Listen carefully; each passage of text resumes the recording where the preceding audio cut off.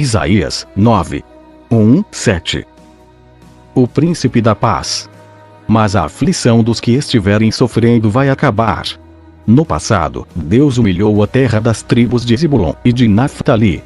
Mas no futuro ele tornará famosa essa região, que vai desde o mar Mediterrâneo até a terra que fica no lado leste do rio Jordão, isto é, a Galileia dos pagãos.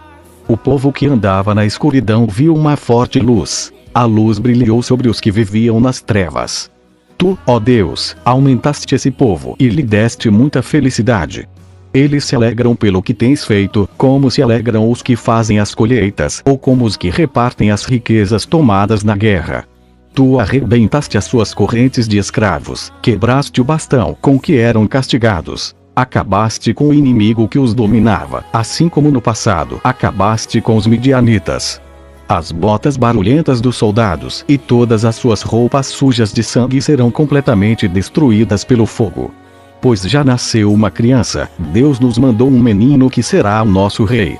Ele será chamado de Conselheiro Maravilhoso, Deus Poderoso, Pai Eterno, Príncipe da Paz. Ele será descendente do rei Davi. O seu poder como rei crescerá, e haverá paz em todo o seu reino. As bases do seu governo serão a justiça e o direito, desde o começo e para sempre. No seu grande amor, o Senhor Todo-Poderoso fará com que tudo isso aconteça. Isaías 6. 13. Isaías é chamado para ser profeta. No ano em que o rei Uzias morreu, eu vi o Senhor sentado num trono alto e elevado. O seu manto se estendia pelo templo inteiro, e em volta dele estavam serafins. Cada um deles tinha 6 asas. Com 2 eles cobriam o rosto, com 2 cobriam o corpo, e com as outras 2 voavam. Eles diziam em voz alta uns para os outros: Santo, Santo, Santo é o Senhor Todo-Poderoso, a sua presença gloriosa enche o mundo inteiro. O barulho das vozes dos serafins fez tremer os alicerces do templo, que foi ficando cheio de fumaça. Então eu disse: ai de mim! Estou perdido! Pois os meus lábios são impuros, e moro no meio de um povo que também tem lábios impuros. E com os meus próprios olhos vi o Rei, o Senhor Todo-Poderoso. Aí um dos serafins voou para mim, segurando com uma tenaz uma brasa que havia tirado do altar. Ele tocou a minha boca com a brasa e disse: agora que esta brasa toca os seus lábios, as suas culpas estão tiradas, e os seus pecados estão perdoados. Em seguida, ouvi o Senhor dizer: quem é que eu vou enviar? Quem será o nosso mensageiro? Então respondi: aqui estou eu. Envia-me a mim. O Senhor Deus me disse: vai, diga ao povo o seguinte: vocês podem escutar o quanto quiserem, mas não vão entender nada. Podem olhar bem, mas não enxergarão nada. Isaías, faça com que esse povo fique com a mente fechada, com os ouvidos surdos e com os olhos cegos, a fim de que não possam ver, nem ouvir, nem entender. Pois, se pudessem, eles voltariam para mim e seriam curados. Até quando isso vai durar? Eu perguntei. Ele respondeu: até que as cidades sejam destruídas e fiquem sem moradores, as casas fiquem completamente vazias, e os campos sejam arrasados. Eu, o Senhor, mandarei o povo para longe deste país, e as cidades ficarão vazias. E, mesmo que fique no país uma pessoa em 10, ela também será morta. Os que restarem serão como o toco de um carvalho que foi cortado. O toco representa um novo começo para o povo de Deus. Isaías 7. 16. Mensagem para o rei Acás. No tempo em que Acás, filho de Jotão e neto de Uzias, era rei de Judá, Rezim, rei da Síria, e Peca, filho de Remalias, rei de Israel, atacaram a cidade de Jerusalém, mas não puderam conquistá-la. Quando o rei Acás soube que os sírios haviam feito um acordo com os israelitas, ele e todo o seu povo ficaram com tanto medo, que tremiam como varas verdes. O Senhor Deus disse a Isaías: vá com seu filho Sear-Jazube, encontrar-se com o rei Acás. Ele estará na estrada onde os tintureiros trabalham, perto do canal que traz água do açude de cima. Diga ao rei que fique alerta, mas que não perca a calma. que não tenha medo, nem fique desanimado por causa do ódio do rei Rezim, dos sírios e do rei Peca. Eles são menos perigosos do que dois tições soltando fumaça. Os sírios, junto com o rei Peca e os israelitas, estão fazendo planos para prejudicar o rei Acás. Eles combinaram o seguinte: vamos atacar o reino de Judá, conquistar o seu povo e forçá-lo a aceitar o filho de Tabeal como rei. Porém eu, o Senhor, afirmo que isso não acontecerá. Pois a Síria não é mais forte do que Damasco, a sua capital, e Damasco não é mais forte do que o rei Rezim. A terra de Israel não é mais forte do que Samaria, a sua capital, e Samaria não é mais forte do que o rei Peca. Mas daqui a 65 anos Israel será destruído e deixará de existir como nação. Se vocês não tiverem uma fé firme, não poderão ficar firmes. O Senhor Deus enviou ao rei Acás esta outra mensagem: peça ao Senhor, seu Deus, que lhe dê um sinal. Esse sinal poderá vir das profundezas do mundo dos mortos, ou das alturas do céu. Mas Acás respondeu: não vou pedir sinal nenhum. Não vou pôr o Senhor à prova. Então Isaías disse: escutem, descendentes do rei Davi. Será que não basta a vocês abusarem da paciência das pessoas? Precisam abusar também da paciência do meu Deus. Pois o Senhor mesmo lhes dará um sinal. A jovem que está grávida dará à luz um filho e porá nele o nome de Emanuel. Quando ele chegar à idade de saber escolher o bem e rejeitar o mal, o povo estará comendo coalhada em mel.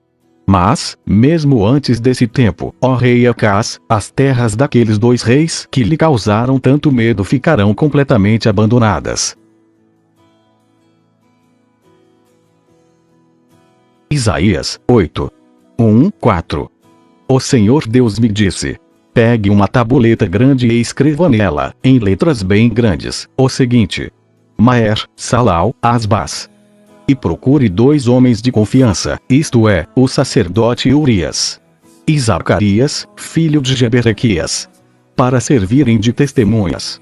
Algum tempo depois, a minha mulher, a profetisa, ficou grávida e deu à luz um filho. Aí o Senhor me disse: ponha nele o nome de Maer, Salal, Asbaz.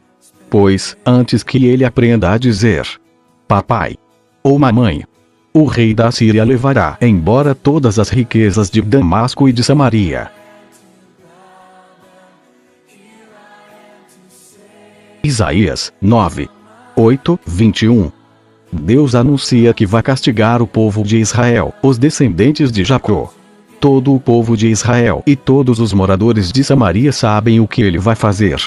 Orgulhosos e vaidosos, eles dizem: caíram as casas feitas de tijolos, mas nós as construiremos de novo com pedras. As vigas de madeira de figueira brava foram cortadas, mas agora vamos usar vigas de cedro.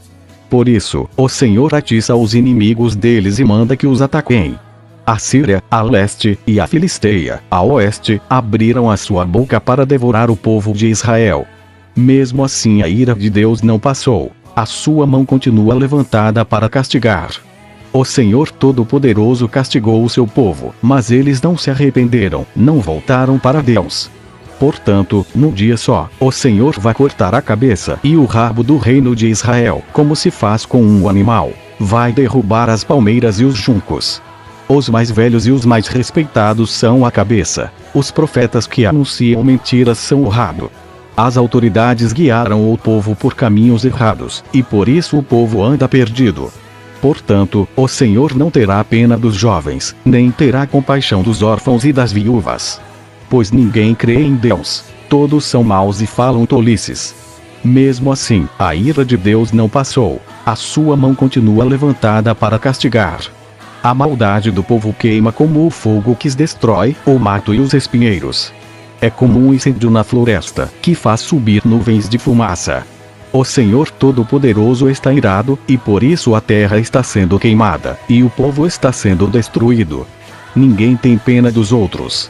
Comem até a carne dos seus próprios filhos.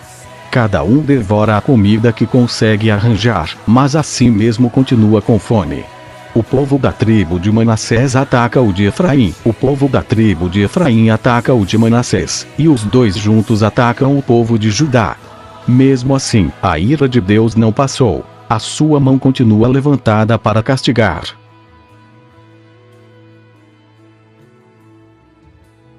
Isaías 27. 13. Naquele dia, o Senhor pegará a espada, a sua espada enorme, forte e pesada, e ferirá o monstro Leviatã, a serpente que se torce e se enrola. O Senhor matará o monstro que vive no mar. Naquele dia, o Senhor dirá: cantem louvores à minha bela plantação de uvas.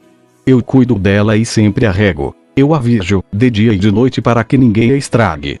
Não estou mais irado com ela. Se os espinheiros e o mato a ameaçarem, eu os atacarei e destruirei com fogo. Se os inimigos do meu povo querem a minha proteção, então que façam as pazes comigo. Sim, que façam as pazes comigo. Chegará o dia em que o povo de Israel, como uma árvore viçosa, criará raízes, brotará, e florescerá, e dará frutas que encherão o mundo inteiro. O Senhor não castigou os israelitas tão duramente como castigou os inimigos deles. Os israelitas que Deus matou foram poucos, mas os assassinos deles que ele matou foram muitos. Ele castigou o seu povo, enviando-os como prisioneiros para outro país. Ele os expulsou com seu sopro forte, tão forte como o vento leste. Mas os pecados do povo serão perdoados, e a sua culpa será tirada. Isso acontecerá quando o povo destruir os altares pagãos e fizer as suas pedras virarem pó, como se fossem pedras de cal, e quando destruir todos os postes da deusa Azerá, e os altares de incenso. A cidade protegida por muralhas está vazia. Ninguém mais mora ali, e ela parece um deserto. Virou pasto para o gado, onde os animais pastam e descansam. Os galhos das árvores estão secos e quebrados. As mulheres os apanham para fazer fogo. Esse povo não entende nada, e por isso, Deus, o seu Criador, não terá dó nem piedade deles. Naquele dia, o Senhor Deus vai tirar o seu povo do meio de todos os outros povos, desde o rio Eufrates até a fronteira do Egito. Como o trigo é malhado e os grãos são separados da palha, assim os israelitas serão todos separados e ajuntados, um por um. Naquele dia, uma grande trombeta será tocada, e os israelitas que estavam perdidos na Síria, e os que tinham sido levados como prisioneiros para o Egito, voltarão para sua terra, e adorarão a Deus, o Senhor, no monte sagrado de Jerusalém.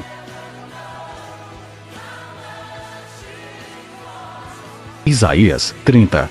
18-33. Deus abençoará o seu povo. No entanto, o Senhor continua esperando, porque Ele quer ser bondoso e ter compaixão de vocês, pois Ele é Deus que faz o que é direito. Felizes são aqueles que põem na sua esperança nele. Povo de Jerusalém, moradores de Sião, vocês não vão chorar mais. Quando vocês clamarem pedindo socorro, o Senhor Deus ficará com pena de vocês. Ele os ouvirá e atenderá. O Senhor lhes dará o pão de dores, e a água do sofrimento, mas não se esconderá de vocês. Ele é o seu mestre, e vocês o encontrarão quando quiserem. Se vocês se desviarem do caminho, indo para a direita ou para a esquerda, ouvirão a voz dele atrás de vocês, dizendo: o caminho certo é este, andem nele. Vocês pegarão as suas imagens revestidas de prata e os seus ídolos folheados a ouro e os jogarão fora, como se fossem coisas impuras. Vocês dirão a eles: fora daqui. Quando vocês espalharem as sementes nos seus campos, o Senhor mandará chuva, e as colheitas serão boas. Haverá muito pasto para o gado, e os bois e jumentos que vocês usam para arar os campos comerão da melhor ração, preparada cuidadosamente e misturada com sal. Quando chegar o dia em que os inimigos forem mortos e as suas fortalezas destruídas, rios e riachos jorrarão de todos os morros e de todas as montanhas. Quando o Senhor tratar as feridas do seu povo e curar os ferimentos que ele mesmo causou, a lua brilhará tanto como o sol, e a luz do sol será 7 vezes mais forte, como se num só dia brilhasse a luz de 7 dias. Atenção! O Senhor Deus vem de longe, é Ele mesmo que vem. Ele chega furioso, no meio de grossas nuvens de fumaça. Cheio de ira, ele fala. As suas palavras são como um fogo devorador. O sopro do Senhor é como uma enchente que sobe até o pescoço das pessoas. O Senhor peneira os povos como se fossem trigo, e os joga fora como se fossem palha. Ele põe freios na sua boca e os leva por caminhos errados. Mas vocês cantarão de alegria, como fazem nas noites das festas sagradas. Vocês ficarão felizes, como os que, ao som da música de flautas, sobem um monte sagrado para adorar o Senhor, o forte protetor de Israel. A voz majestosa do Senhor será ouvida por todos, e ele mostrará a sua ira furiosa. Haverá fogo devorador, trombas d'água, tempestades e chuvas de pedra, e ele levantará o forte braço para castigar. Os assírios ficarão apavorados ao ouvirem a voz do Senhor, ao sentirem o peso do seu castigo. Ao som de tambores e de liras, o Senhor surrará os assírios com seu bastão, ele mesmo lutará contra eles. Há muito tempo está preparada para o rei da Assíria uma fogueira em que ele será queimado. Ela está num lugar fundo e largo, e há bastante lenha para queimar. Como um rio de enxofre, o sopro do Senhor porá fogo na lenha. Isaías 43, 14, 28. A derrota da Babilônia. O Senhor, o Santo Deus de Israel, o Deus que salva, diz ao seu povo: por causa do meu amor por vocês, enviarei contra a Babilônia um exército que conquistará a cidade, e os gritos de alegria dos babilônios virarão choro. Eu sou o Senhor, o Santo Deus de vocês, o Criador de Israel e o seu Rei. Há muito tempo, o Senhor abriu um caminho no mar, uma estrada no meio das águas perigosas. Ele derrotou um poderoso exército, um exército de carros e cavalos de guerra. Eles caíram para nunca mais se levantar. Acabaram-se como um pavio que está se apagando. Mas agora o Senhor Deus diz ao seu povo: não fiquem lembrando do que aconteceu no passado, não continuem pensando nas coisas que fiz há muito tempo. Pois agora vou fazer uma coisa nova, que logo vai acontecer, e de repente, vocês a verão. Prepararei um caminho no deserto e farei com que estradas passem em terras secas. Serei louvado pelos animais selvagens, pelos chacais e pelos avestruzes. Pois farei com que jorrem fontes no deserto e com que rios corram pelas terras secas, para dar de beber ao meu povo escolhido. Este é o povo que criei para que fosse meu, a fim de que desse louvores ao meu nome. O Senhor diz ao seu povo: vocês se enjoaram de mim e pararam de me adorar. Vocês não me ofereceram carneiros para serem queimados em sacrifício, nem me honraram com outros sacrifícios. Eu não os obriguei a me apresentarem ofertas de cereais, nem fiquei exigindo que me oferecessem incenso. Vocês não foram obrigados a comprar plantas cheirosas para apresentá-las a mim, nem tiveram de me oferecer a gordura dos animais para me agradar. Pelo contrário, vocês me cansaram com os seus pecados e me aborreceram com as suas maldades.